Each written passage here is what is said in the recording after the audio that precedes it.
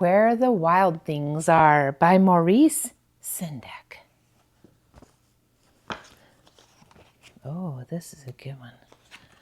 The night Max wore his wolf suit and made mischief of one kind and another, his mother called him Wild Thing, and Max said, "I'll eat you up." And so he was sent to bed without eating anything.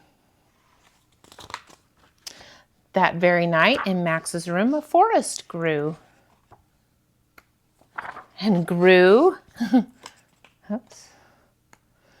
and grew until his ceiling hung with vines and the walls became the world all around.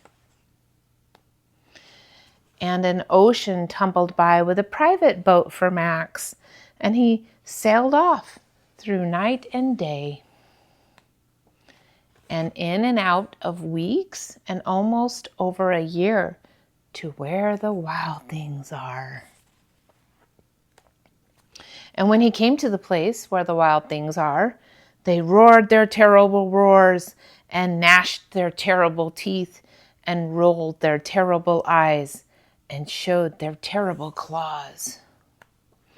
Till Max said, "Be still," and tamed them with the magic trick of staring into all their yellow eyes without blinking once, and they were frightened and called him the most wild thing of all, and made him king of all wild things. "And now," cried Max, "let the wild rumpus start."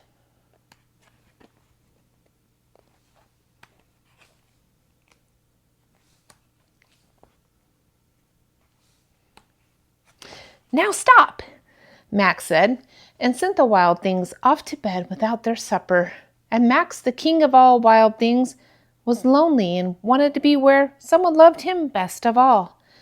Then all around from far away across the world he smelled good things to eat, and so he gave up being king of where the wild things are.